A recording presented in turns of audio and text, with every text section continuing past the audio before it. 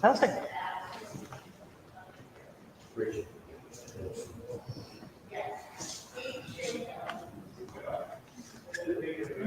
Oh, I'm sorry. You told me.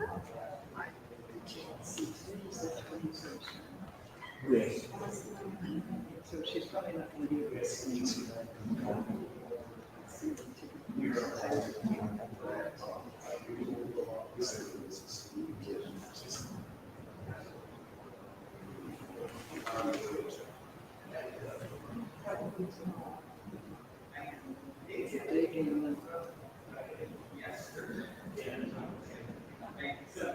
It's hard to read.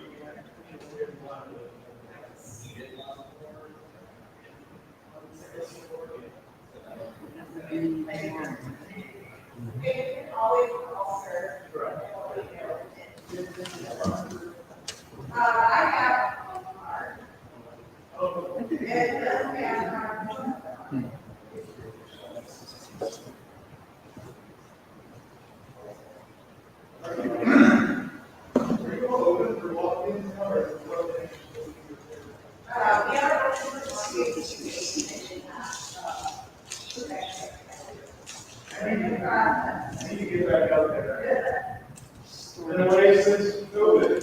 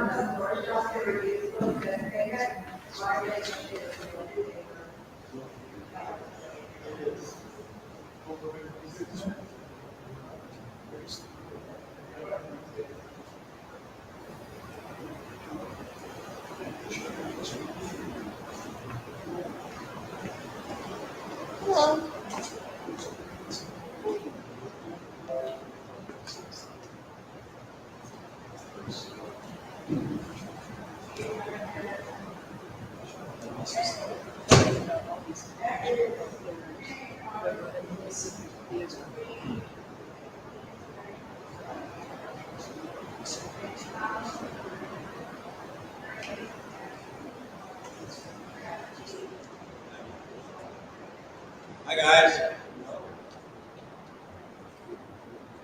Hello everyone. Thank you all so much for making it out in the unexpected rain as well. I am Shane Mullen. I'm the events coordinator for Left Bank Books. I am very excited to present this evening to you Buzz Bissinger, Pulitzer Prize-winning Buzz Bissinger. We do have a couple of really exciting events that I want to tell you about, including Friday's event with another Pulitzer Prize-winning author, Andrew Sean Greer, who will be here for the continuation of Less is Lost.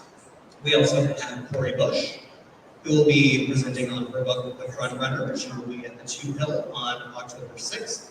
And we have a lot of other fantastic authors, so make sure to check out our event calendar on left-bank.com for information on all of those events and more.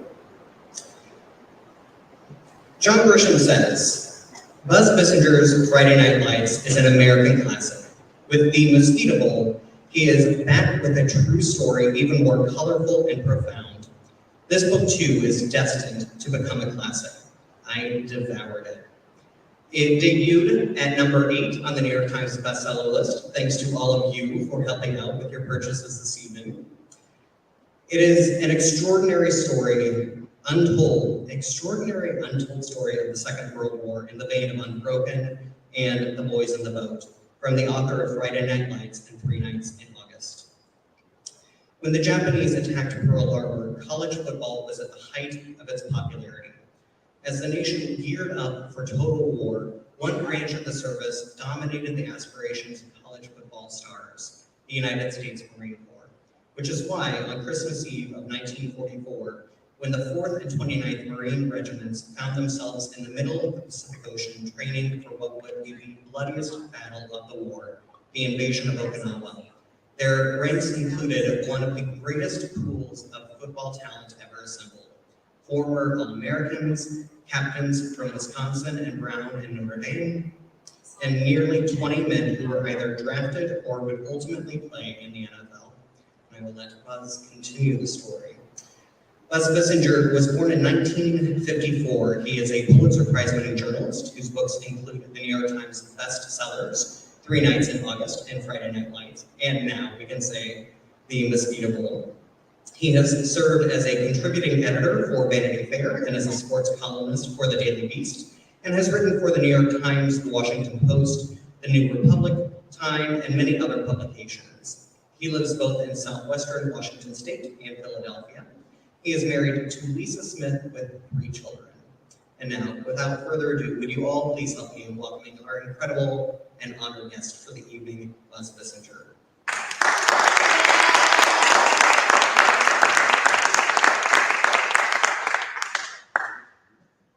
Well, this is cozy, isn't it? I just want to say something. Writing a book is hard. Getting people to read a book is much, much harder. And it frankly is very frustrating. So I really admire and appreciate you for coming out to listen and to read, because it's getting harder and harder and harder and harder.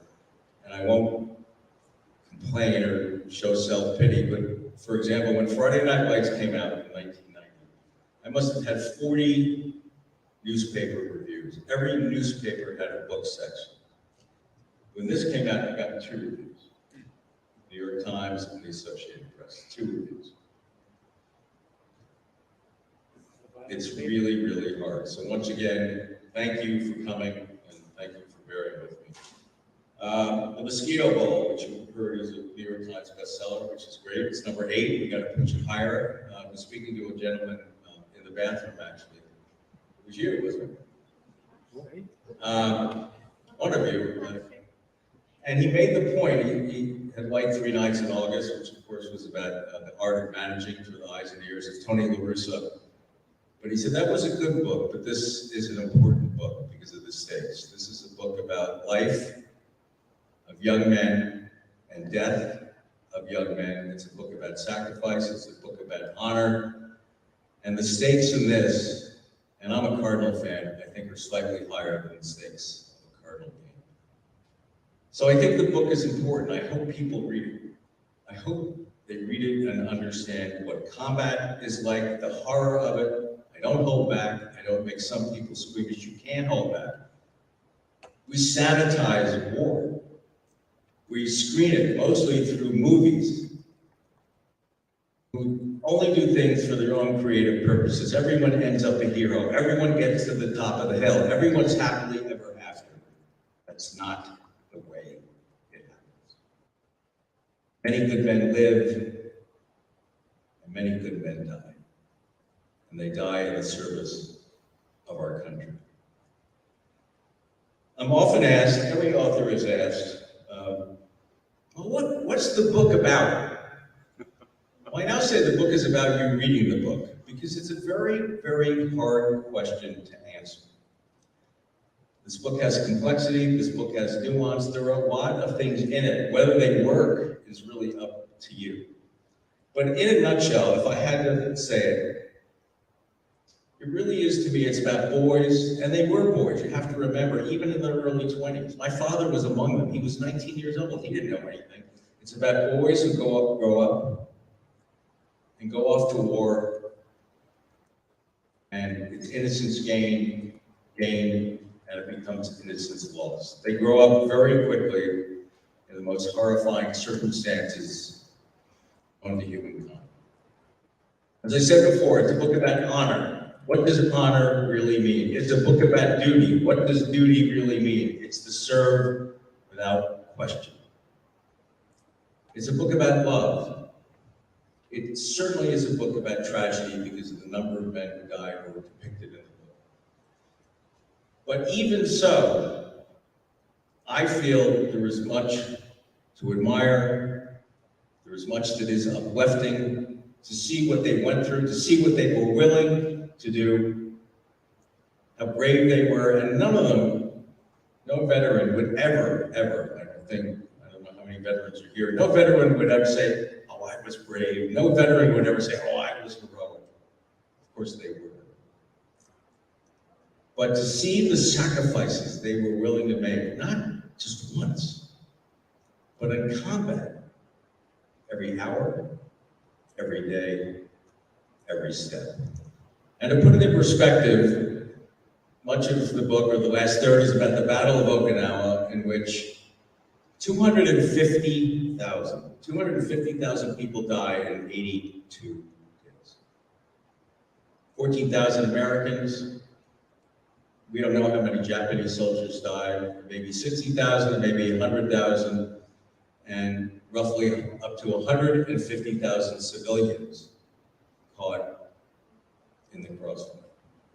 250,000, that is 3,000 people a day. And I believe, and there's evidence to point this out, that Harry Truman, we can argue this until the cows come home. We will never specifically know the reason he dropped the atom bomb. But I believe he dropped it because he was horrified by the number of American boys who had been killed, a casualty rate of well over 50%. The Japanese had no strategic interest anymore. Their only goal was to kill as many Americans as possible to see if we would come to the negotiating table, which we would not.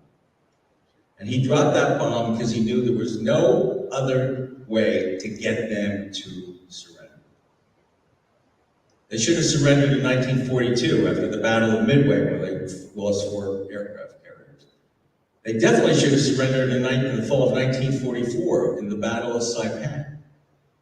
I've read accounts from generals who were interviewed basically by the CIA afterwards who said it was over. It was over, but they refused to surrender. And that's why I think the bomb was not dropped, because of what happened in Okinawa. It was beyond any imagination. Truman, the top command, was shocked and horrified, and this war had to end. And that, I believe, is the only way to do it.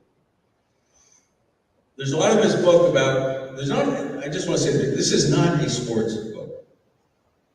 It is not. Friday Night Lights to me was not a sports book. It is about using sports and looking at sports as a sociological phenomenon, which certainly was at play in World War II. It is a book that depicts war, but not only combat. My attempt, whether it worked or not, you will decide, but the attempt to portray and write about aspects of war that we often don't think about, but impact the lives of the men I was writing about, and impacts the lives of anyone who serves in combat. Inter-service rivalry between the Army and the Navy and the Marines. You would think there would be a unified command. There was not. Douglas MacArthur, I personally think, was crazy. Very difficult to work with. Always moaning and groaning, and he had one half of the Pacific, and Nimitz had the other half of the Pacific, because Roosevelt was afraid to say, you are in charge. And it wasn't just fighting, it wasn't just arguing. Men's lives were lost. Because the Marines hated the Army, truly. The Army hated the Marines, and everybody hated the Navy. They did not get along. It's a book that has elements of racism, because what was amazing to me was African Americans served. They served as many as 10 million, despite the fact that they were completely segregated. They were relegated to service jobs, serving on ships, playing in the band, ammo dumps, supply dumps, virtually never allowed to go into combat. But they served. And that is a testament to them, given the way this country, as it was fighting for the freedoms of others, was not giving freedom to African Americans. In any case, the core of the book is the Mosquito Bowl. And people would ask me, what the hell's a Mosquito Bowl? What is it? I don't know, what is it, salad dressing? What the hell is it? The Mosquito Bowl was an actual game that was played on Christmas Eve of 1944 between two regiments of the Marine Corps that were loaded with great college football players. College football players tended to gravitate towards the Marines. It was the 4th Regiment versus the 29th. In the aggregate, 3 All-Americans, many All-Conference, 7 captains, Notre Dame, Brown, Purdue, Illinois, California, coast to coast. They were training on Guadalcanal for the big one, next one, which would be Okinawa. They've been training for months. You train for months, and as anyone who served in the military knows better than me, you get antsy after a while. You want to know, finally, am I going to live, or am I going to die? The waiting and constant thinking about it is driving me insane. And some men did go insane, dwelling on whether they would make it. Morale was getting wobbly. They were always looking for diversions, for the men to do something different. The 4th and the 29th would have a few beers and get a little tuned up, and they would argue with each other over who would have the better football team if they played each other. And finally, some guy basically said, you know, we're Marines, we don't argue, we fight it out. So they said, let's have a football game, but it was no ordinary football game. To me, it was the most improbable football game ever played. On Guadalcanal, in the middle of the Pacific, in the middle of the heat, on Christmas Eve. And it wasn't a pickup game. They built goalposts out of coconut.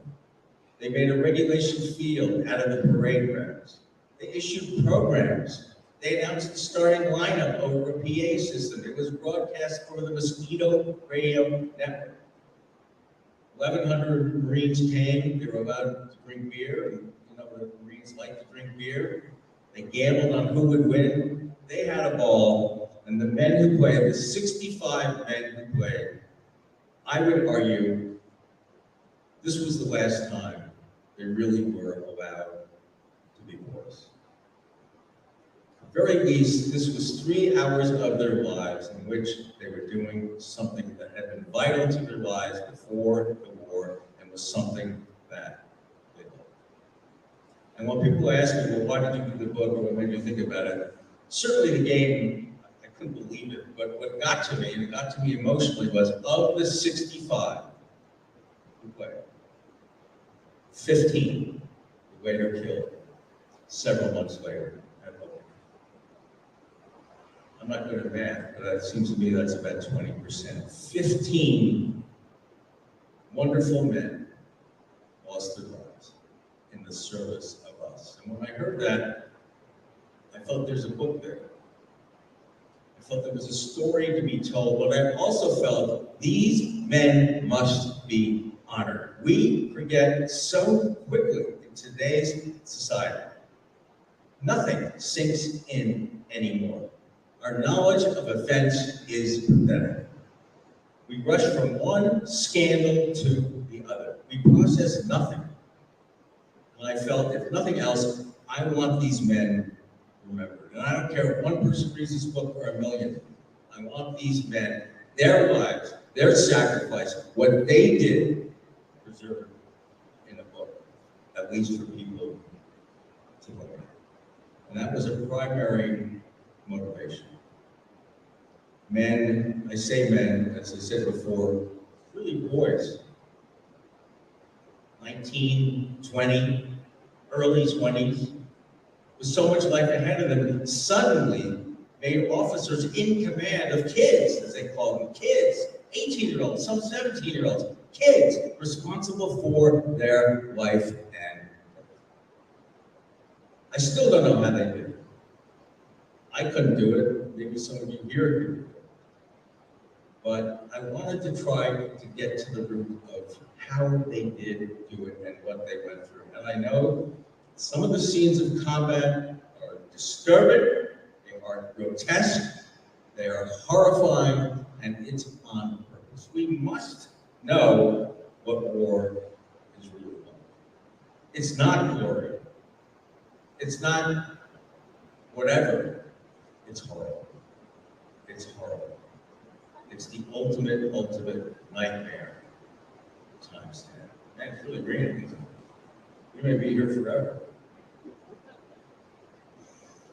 As I wrote the book, you learn things. It's one of the great things about being an author. You learn things. You learn things that you never knew about. Maybe you've forgotten them. In my case, I had a very high learning curve. I knew about the war in the Pacific, but not that much. I knew very little about the culture of Japan.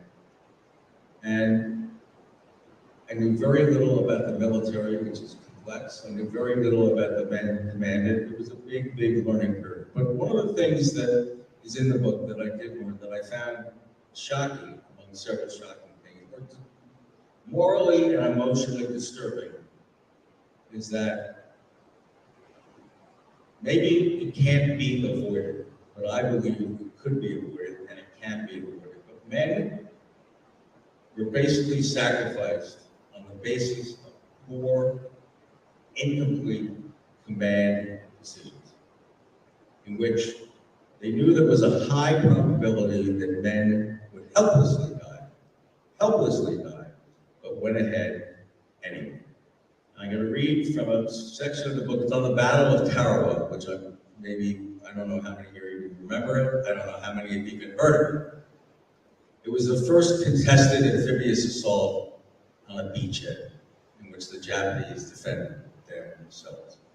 It occurred on November 20th of 1943, and they were adamant that it could not be delayed, although battles are routinely delayed. As someone pointed out, D-Day was delayed, Guam was delayed, Okinawa was delayed, but in this case, we can absolutely not delay it. We must go forward. And the problem was, and they knew it was a serious problem, was the tide. You have to get over the coral. If you're in a landing boat and you get stuck on the coral, you're a dead duck. You're helpless. With the Japanese having endless fortifications and hidden emplacements of artillery and machine guns, what do you think is going to happen? In any case, let me just read. The margin was going to be razor thin. The best case scenario, with a 5-foot tide, roughly 12 inches of clearance over the coral, just enough for a Higgins boat to float over. The medium case scenario, with a 4-foot tide, enough to get relatively close to shore, so the Marines would not have to wade in from too far a distance. The disaster case scenario, with a 3-foot tide, dead in the water. The latest tide tables from the atoll of Tarawa have been done 102 years before and were utterly unreliable. The Navy worked up new tide tables based on observations at Apia in Samoa, even though it was 1,000 miles away. Reconnaissance photography from the submarine USS Nautilus was helpful, but still inconclusive. The top command rounded up Australian and New Zealand Naval Reserve officers familiar with tides at Tarawa. The consensus was that the tide would rise to 5 feet. The boats would get over the coral. And one of them was Major Frank Hamlin, who was the leading expert that had lived on Tarawa for 15 years. And he said, we'll be okay, but then at the end, he changed his assessment and said the tide would probably be 3 feet. And if the admirals had paid attention to his warning, they would have to delay the attack. They refused. And it became a tidal mess. There was no way of accurately predicting how high the tide would be. There were too many variables that could only go on hope and a prayer. The educated guesses of war that too often turned out to be fatal. The attack went ahead. The tide was 3 feet, dead in the water. Hundreds of Marines, no one knows the exact count, hundreds of Marines got caught up on that coral. They now we're about half a mile away from the beach. There's no going back. They have to go to shore. They're in water up to their neck. They're holding their rifles over their heads so they don't get wet. And as they're going to shore, they are being obliterated, torn to pieces by Japanese machine guns. It did not have to happen. It should not have happened. These men were sacrificed. And it was not the only time that it happened. And to this day, for the rest of my life, it will really disturb me. Those men deserve better. It's obvious that in combat you are going to die. It's obvious, and we all know that war is totally unpredictable. Anything can happen at any second. The best made plans often don't work, or they marginally work. But you have to take the lives of men into account. You cannot sacrifice them based on a whim and a prayer. Now, there's humor in this book, which may surprise you, given that I don't seem very humorous, but there is humor. Because humor was essential. The veterans I interviewed who had been in Okinawa said, if you didn't laugh, and yes, sometimes it was sort of cruel humor, if you did not laugh, you would never make it. It was the only relief from the horror. So they loved it when one of their buddies got shot in the butt. I mean, that was always good for a lot of guys. But, you know, there was a tremendous rivalry. Everyone hated the Marines. They hated the Marines because they swaggered, they were arrogant, they thought they were the best. The Army thought they were reckless, the Navy thought they were a pain in the ass. And the Marines loved it because it was part of their machoism, part of their code. And this took place as they were headed to Okinawa. This would have been in the middle of March of 1945. The Mosquito Bowl is over. It's now time for battle. And on the way, they stopped for R&R, a little R&R. The 6th Division convoy arrived at the atoll of Ulithi on March 25th of 1945 for a couple of days of rest and relaxation before the final leg to Okinawa. The men descended to the beautifully named island of Magmag, which looked like a place named Magmag should, complete with ball fields, beer gardens, a tavern, and an ice cream barge, missing only Dorothy Lamour dressed as a mermaid. The allotment was 2 beers each for enlisted men and unlimited for officers. So one of them, John McLowry, made sure that his boys got several extra cases. They played baseball and horseshoes and ate fried chicken and ham sandwiches and topped it all off with thoroughly enjoyable fights with the Navy. Some Marines stayed on board ship to listen to a live jazz band made up of other Marines. Others went for the beer on shore and got so stinking drunk they could not make it up the landing nets to get back on board ship. The captain ordered the ladder to be lowered so that nobody would fall into the ocean. The next day, he got onto the loudspeaker and said he had never seen such a worse spectacle in his life, and Company I should be ashamed of itself. Nobody gave a shit. They were far too hungover to comprehend anything remotely verbal. Plus, he was Navy. Fuck you. And that is harsh language, but that's the language that was used, and I won't shy away from it. They get to Okinawa April 1st, 1945. Both April Fool's Day and Easter Sunday, take your pick. They get to the beach, no one's there. No one's there. They have no idea where the Japanese are. They have picnics, they ride horses. Some top commanders think the Japanese quit. They went home, which obviously was not the case. They had moved south to what they called the Shuri Line and went across the island, hiding, waiting to entrap the Army and the Marines, which they did with savagery. And we had no idea where they were. Our intelligence during the war was basically miserable, not the fault of people in intelligence. The weather was really, really difficult. It rained, it was foggy, but we had no idea where they were until we got to their defensive line, and then we found out. The Marines of the 6th Division, the division that I wrote about, originally was told to take the northern half of the island. It was easy. There was very little opposition. They were delighted. They had done their job. They were going to go home to Guam.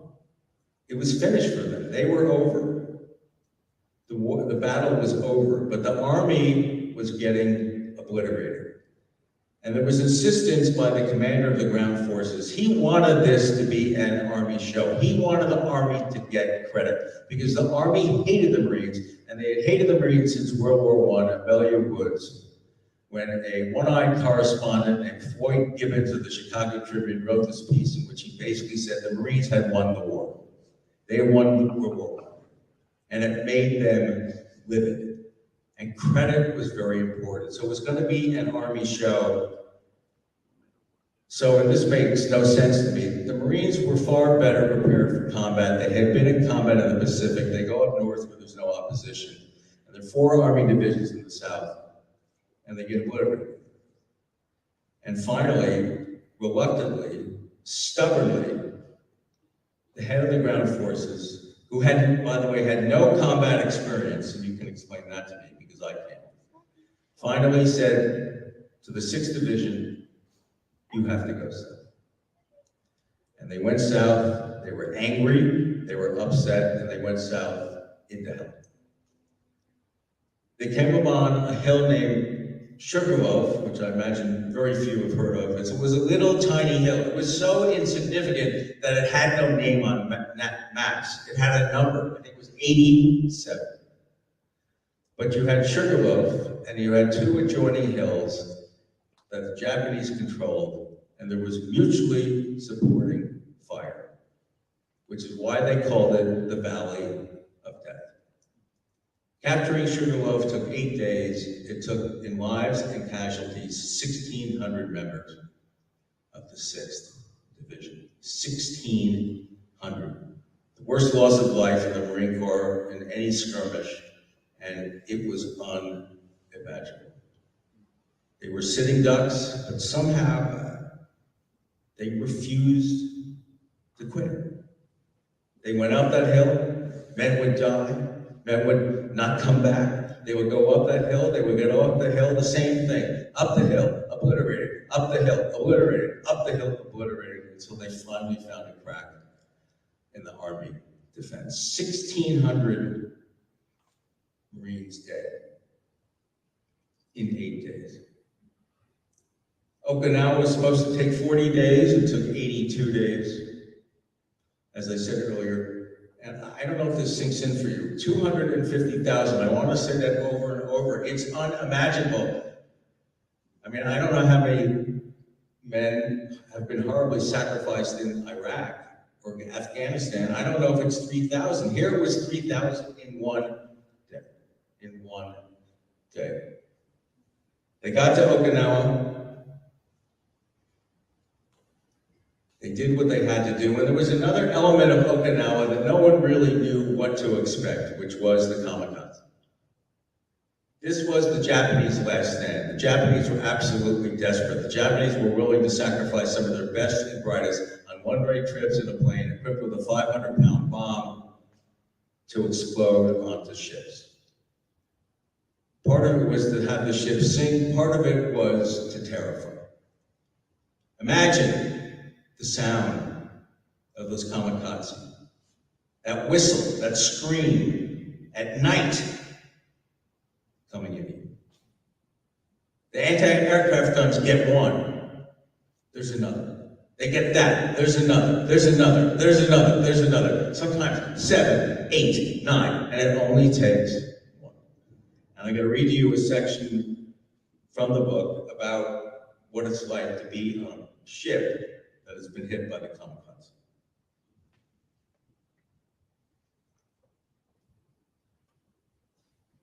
Bear with me for a second here.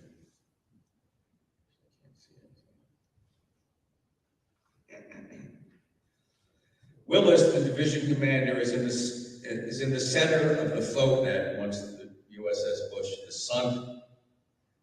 Stanley is injured and he's hanging from the side. Men try to get Stanley up into the net, but there is too much weight already. One of the men says that Willis appears to be dead and may ask others if it is permissible to move him.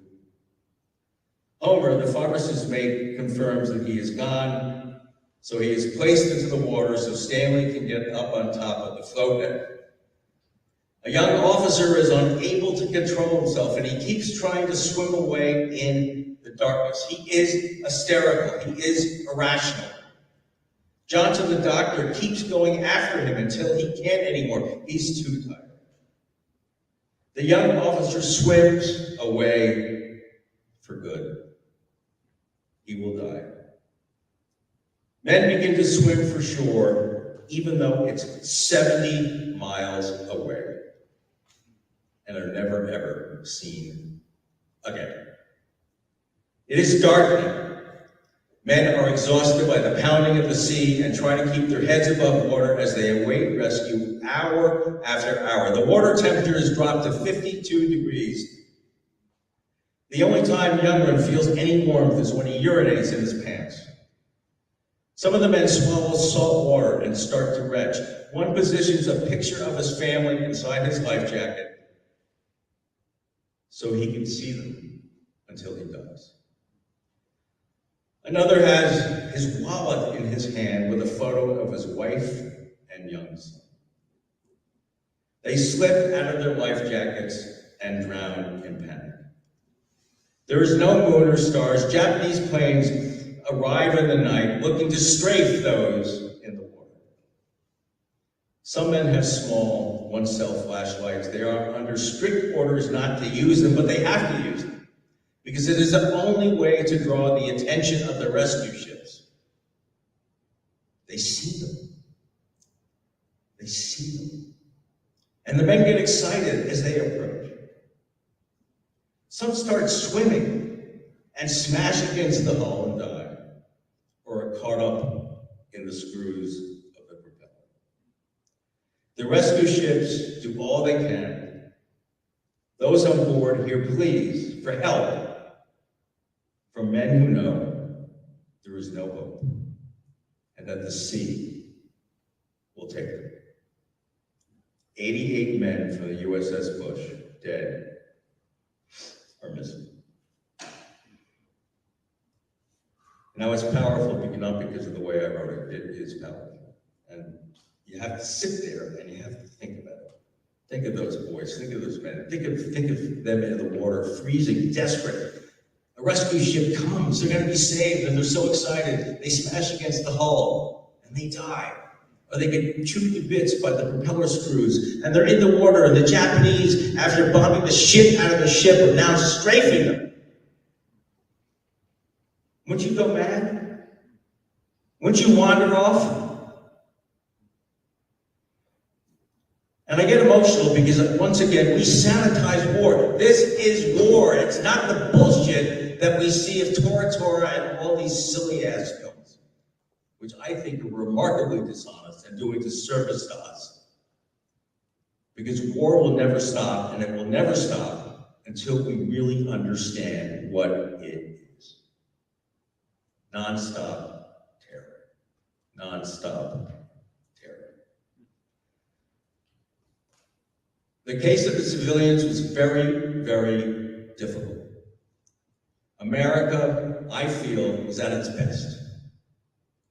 Every attempt was made to save them and rescue them and take them to a place where they would be safe, where they would not be killed by the Japanese, where they would get food and water and cigarettes.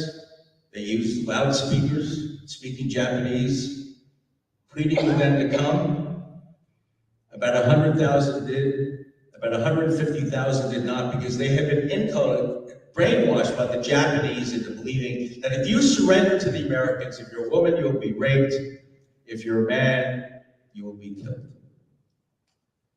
They did everything they could.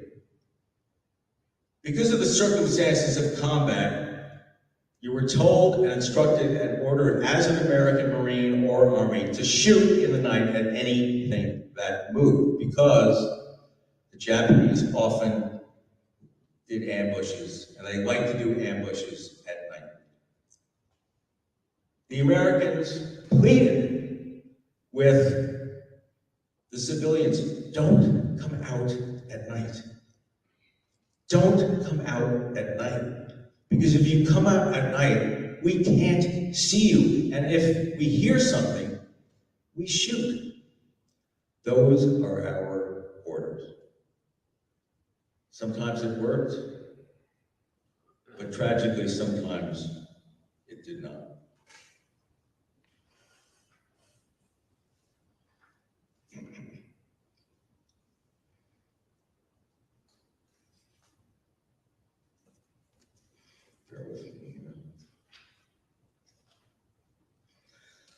There were tender mercies.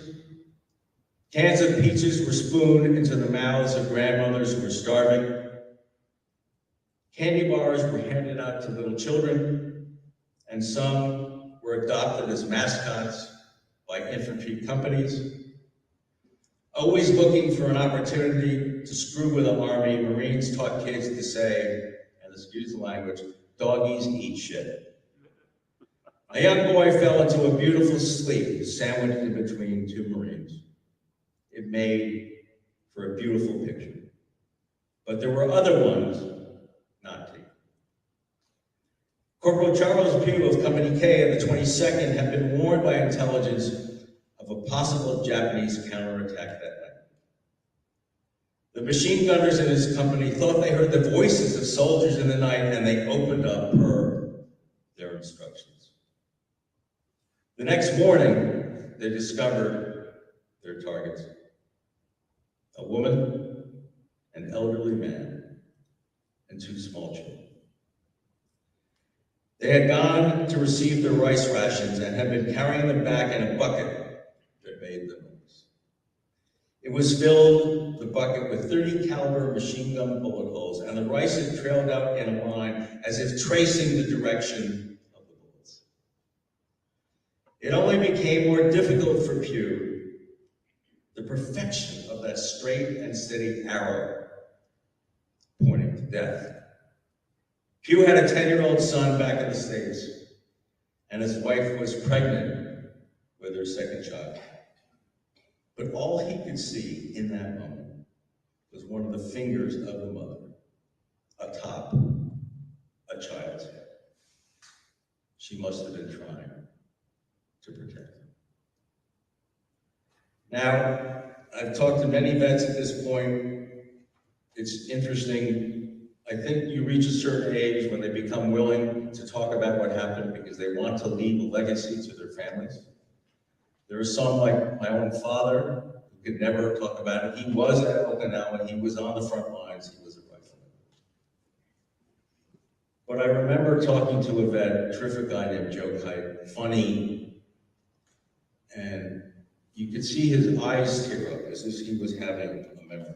Something was coming back. And what was coming back to him was an incident in which innocent women and children were killed. Which is why people don't talk about it, because they saw things that were so unspeakable, so against the grain of all humanity, that the only way to live life was to try to forget.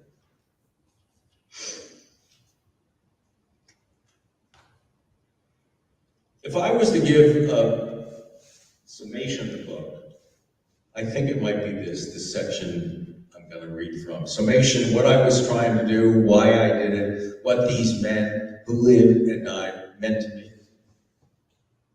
In the back of my head, I thought about my dad, how by some miracle he survived as a sort of footnote. My dad was a Marine at Okinawa, had no idea what he did. He never talked about it. He would joke about it from time to time, but if someone wanted to talk about the war, he'd go outside and have a cigarette. I never asked. I never probed. That was his private zone. I was not, as his son, going to violate it. It wasn't. to do that. But as I was beginning research on the book, and I was researching the records of all these other men, I said, you might as well look at some of the records of your dad. You might as well see what regiment was he in, where did he serve, and what rank was he. It's pretty easy to get muster rolls. And I looked at them, and almost instantly, there was my name. We share the same name, Harry G. Bissinger. And he was on the line as a rifleman, and he was in one of the regiments that I, in fact, was writing. And that freaked me out. And that put me over the top, and that I had to do this book. It was never intended to be a book about my father. He's rarely mentioned, except at the beginning and the end. But as I did research and as I wrote the book, I get choked up. It's hard for me because my dad's been gone for 20 years. He died right after 9/11, very tragically and quickly, leukemia. I'm so proud of him. What he lived through, what he went through, his willingness to serve the country. He hated guns. He was a pacifist, but he served, and he served in the Marines. I just want to hug him. I just want to tell him, I'm so proud of you.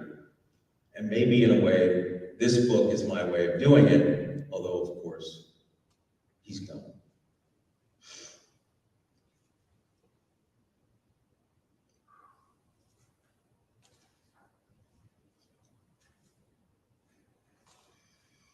This is in the epilogue, and it just talks about some of the men I interviewed.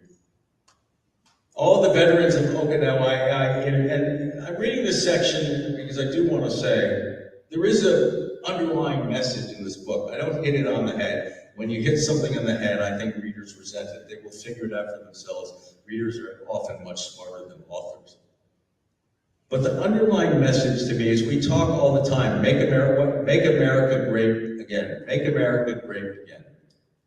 Well, World War II, as horrible as it was the essence of American greatness. It was the essence of everyone coming together in a common purpose, in a common cause. And we became the juggernaut of the world.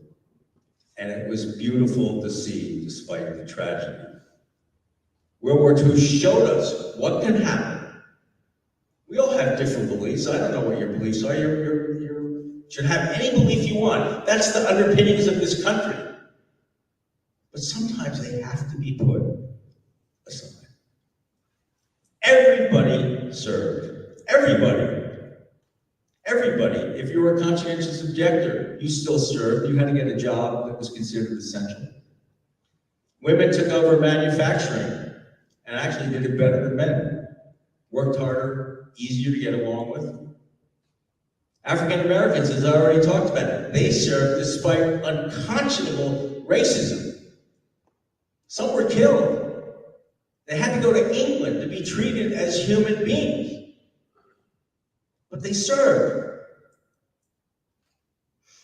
And in those foxholes, in the lines of combat, there were people from every socioeconomic stripe. Rich and poor, educated and non-educated, everyone.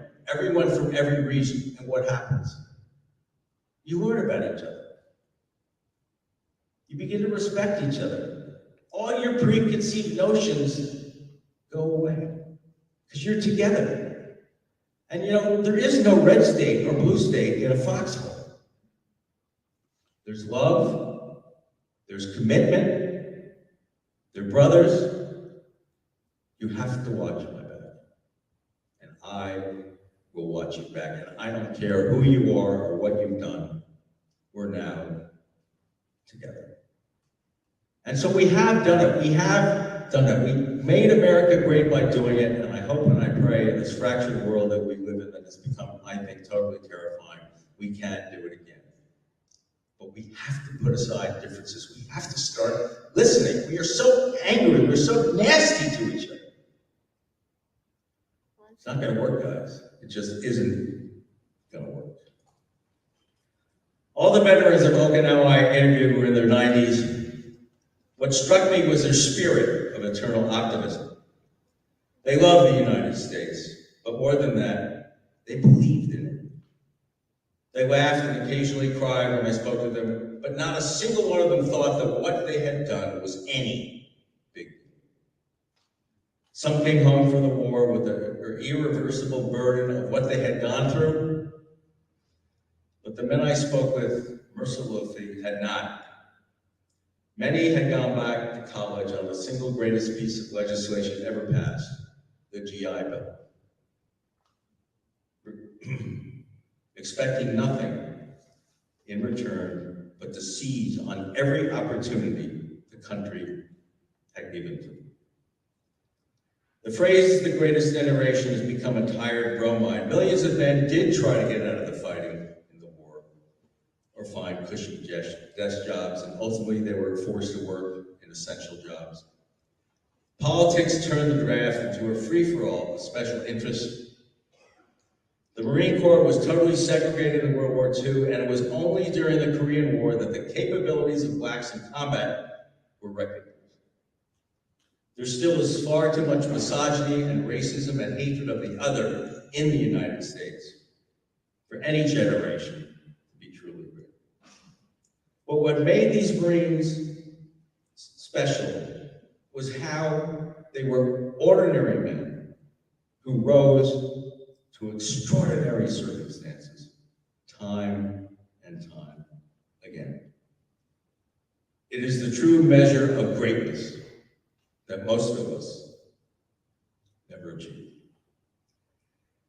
When I think about the men in the Mosquito Bowl who died, there was one image I cannot get out of my mind. How they were alive, living, breathing, and then fell onto the jagged ground of Okinawa and were gone. Just like that. Dying alone, no matter how many others surrounded them. Because in war, you always die alone. I understand that wars have to be fought, but I cannot comprehend how this happened. The word that keeps coming to me is waste. The absolute waste of those men's lives, regardless of their unfathomable bravery and sacrifice that preserved our freedoms. They deserved so much more. They should have had so much more. So maybe this book, without even my knowing it at first, is an attempt to remind us that those who died were once so alive, with a world ahead of them, so that just as they must be honored in death, they will also be honored in life. Thank you.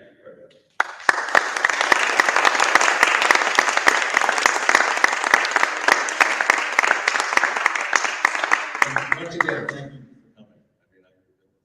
I don't know if people read anymore. It's a scary time, but I'm certainly Q&A, anything you want to ask, sure. You dropped an index card. Thank you. Questions? About how many veterans? Here, do you have a question? About how many veterans were you able to interview? I interviewed about, I would say 25 to 30. There's something called the 6th Marine Division Association, which is a marvelous group that is dedicated to keeping the memory of the 6th Division alive. They had 50 annual reunions. As many as 1,000 would come, veterans, wives, children. It dropped and dropped and dropped and dropped. And this is another reason I wrote this book, because I think about 10 years there may be no veterans left. And to me, they are the backbone of what made this country great. So I did, and this is gratifying to me as I get ancient. If you can make it to your 90s with your brain intact, you're going to be very sharp. These guys were sharp as a tack. And they spoke honestly. And so I was able to get, some color and some feeling from them. And I just want to say parenthetically, I'm a lineal descendant because of my dad. We had our last reunion last year. We've run out of beds. And we decided These reunions were meant for the veterans. We had only 6 left when we had hundreds. And so that's how I was able to find and interview veterans. Sure. The process of writing this book is different than some of your earlier ones where you're actually conversed in Exactly. the situation. How can you talk a little bit about how it's different writing this versus some of those books? We just take a sip here. I mean, to be honest at first, did everyone hear the question? Do you want me to repeat it? You didn't hear it? No. Okay, the question is most of my other books, Friday Night Lights, 3 Nights in August, and Prayer for the City, were all so-called immersion journalism. I was there, I witnessed events as they unfolded. Because for me, it makes the writing of certain scenes much more powerful, much more visceral, much more emotional. You're there. This obviously could not be done, but I was scared at first. And so a book like this, to be honest, requires much more research. There are going to be holes. There are going to be things, you know, I know frankly, some authors would just make it up. The book has got an incredible reaction, but there is a tone of, well, you know, the Mosquito Bowl itself actually takes up only half a page. And that's true. First of all, it was a boring game, but second of all, I don't know. I'm not going to make it up. I don't know. Everything about the game has been lost to history. And there were moments where I wanted to ask these guys questions. Like, why did this happen? Why did that happen? And, you know, they were gone. So it requires, this is why the book took me 5 straight years doing nothing else but the book. The devil is in the details of writing a book. That's what makes a book come alive. That's what you respond to. That's what you react to. And so the amount of research required to get, you know, a gem of a detail, a gold nugget of a detail could sometimes, you know, take weeks. But in a funny way, I think it makes the writing more disciplined. I don't know if that makes any sense to you, but it does. It's more disciplined. You're not relying as much on what you saw. You're more careful. And, you know, writing history is marvelous because you learn so much. I have learned so much. I felt a tremendous letdown when I had finished the book. I missed the research. I love doing the research because you can do it all the time. You know, when you're watching the Cardinals or when you're watching this, you're still researching, and I miss it. I really do miss it because this is a complex subject. I know a lot, but there's so much more I could know. And I don't know if that answered your question, but it was very different. It was very, very different. Anyone else? Sure. So I have several veterans in my family, and only recently have some of them started to kind of talk about their experiences and mostly the humor of the experiences. Do you find that as someone who kind of understands better than someone who didn't serve in the military, that you had a easier way of communicating with these veterans to get out their stories, and were some of them sharing these stories for the first time? I mean, the key to me is, in any book that I've written, they want to see commitment. If you fly in and fly out, if you show no commitment, you know, when I did the 3 Nights in August, I was there almost the entire season. That's why players talk. First of all, they said, we're never going to get rid of this guy, and Tony likes him, so he has to be in the clubhouse. But they see commitment, they see dedication. That was true getting to know these kids with Friday Night Lights. And so it was no different. I was lucky in the sense that I think you do reach a certain, there's some people who will talk about it forever. Most of their stories aren't true, but they talk about it forever. But they had reached a point in their lives where they wanted what they had done memorialized. And the families that cooperated with me were amazing. But they're reticent at first. And in some of these beginning, I've gone to reunions since 2017, and they're at a table, and they're talking, and they're animated, and I pull up a chair, silence. Who the hell is this guy? Well, his dad served. Well, that's his dad. What did he do? Did he serve anywhere? No. Well, who is he? And they clam up. But they saw that I was there for the long game, and bit by bit, they did open up. It's a good question. Thank you. Sure. Do you think, I know this is sensitive with your father, but I'm just curious, do you attribute you writing this book because he didn't want to talk about this and you wanted to tell his story? A part of I missed the last part, I'm sorry. do you feel as though that you wrote this book because you wanted to tell part of his life, his story? Yes, I mean, subconsciously, he was always in my mind. I mean, I did not, and I have not made this, I didn't want to do a search for my father. I think that was supposed to try and very, very forced. But as I learned more, I thought about my dad. I understood him more. I was proud of him more. He was an interesting man, very funny, very charismatic, but didn't like himself. He took no pride in what he had done. He took no pride in being a Marine. And it wasn't until I started doing the book, I couldn't understand it. And it really hit home when I would see pictures. Because there's pictures in the book, and there's a picture of two of the characters that I write about in depth, David Schreiner from Wisconsin, a two-time All-American, and Tony Bukovich, an All-American from Purdue, and they're shaking hands right before the game. Schreiner's 6'2", handsome, thin, he played end. Bukovich is low to the ground, has this big thunder thighs, which my dad had thunder thighs. And I kept saying to myself, that's what my dad looked like. That's what my dad looked like when he was 19 years old. You know, the faces became interchangeable, so he was always, you know, in my head somewhere. As were the men who I wrote about. I fell in love with them. I'm not trying to be trite. You know, I kept a picture of one of them next to me as I wrote the book because I wanted to be reminded all the time of what was lost. How handsome he had been, his graduation picture, and what he was deprived of, which was so much. Sure. Back to the war itself. Who, in your opinion, was more in charge of that operation, that invasion? Nimitz or MacArthur? Who? In which in Okinawa? Yeah. Nimitz. MacArthur wanted no part of Okinawa because MacArthur knew there were going to be casualties, and he didn't want to be responsible for it.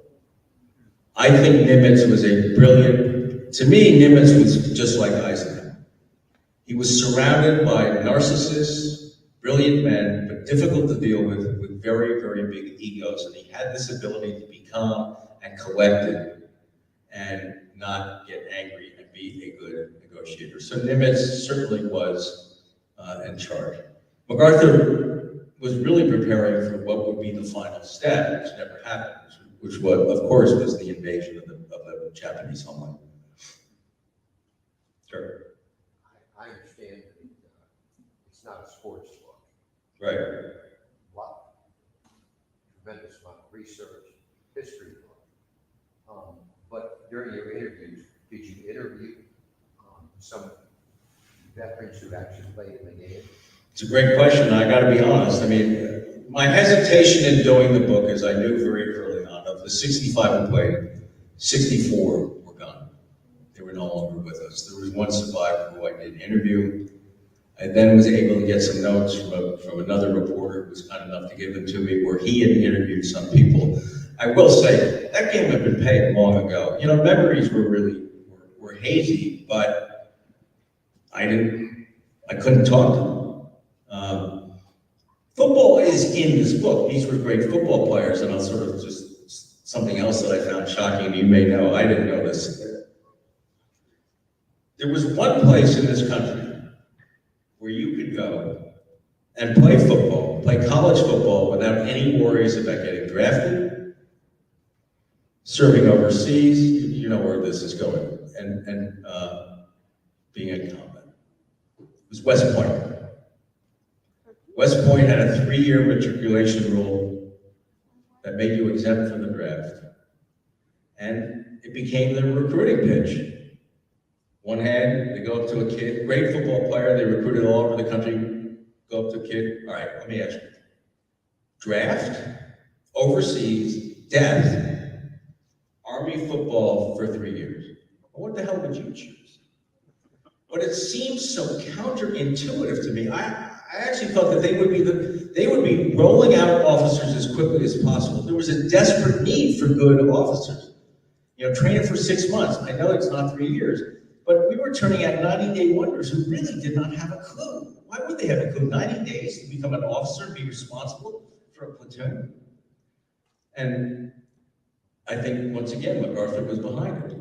MacArthur had gone to West Point. He was a huge fan of West Point sports, and he believed that it was vital to the morale of the country and to the boys overseas that Army have a great football team. And they did. 1944 and 45, some of the best teams ever. But I don't think, and excuse my language, the men overseas didn't give a shit. It was the opposite. They resented it. You know, I'm up to my knees in mud. I'm up to my knees in filth. I'm getting shot at. And these guys are dancing around playing football. So I'll never quite understand, you know, how that happened. And that's one of the elements of the book. And there are elements. These boys, some of them are amazing football players. I mean, Bukovich, he was stocky, but he was quick. He ran over the ground. He was a first-round draft pick of the Cleveland Rams. Schreiner, second-round draft pick. McLaury, second-round draft pick. I mean, these boys could really play. And, you know, in the Mosquito Bowl, they just beat the shit out of each other. That's really all they wanted to do. Sure. Yeah, did you research, there were quite a few baseball players in the Pacific too. I didn't go there. I knew about it. There were barnstorming teams that for entertainment would go all over. But just to put this in perspective, there were 15 men died at Okinawa from that game. In the entirety of the war, 2 major leaguers died. So there were 15 dying in one battle in the entirety of the war, 2 from major leagues. There were men from minor leagues who died. But just to put it in the perspective of what was lost. I'll take like 2 or 3 more. I don't want to keep people. Anyone else? One of the baseball players was Bobby Riggs. Oh yeah, Bobby, the tennis player? Yeah, and Ted Williams played with the barnstorming team, and he tried to get out of the draft. He claimed that his mother was basically a hard case and needed him to make money to support her. That didn't fly with her. And he did, and I will say, he served with great distinction in the Korean.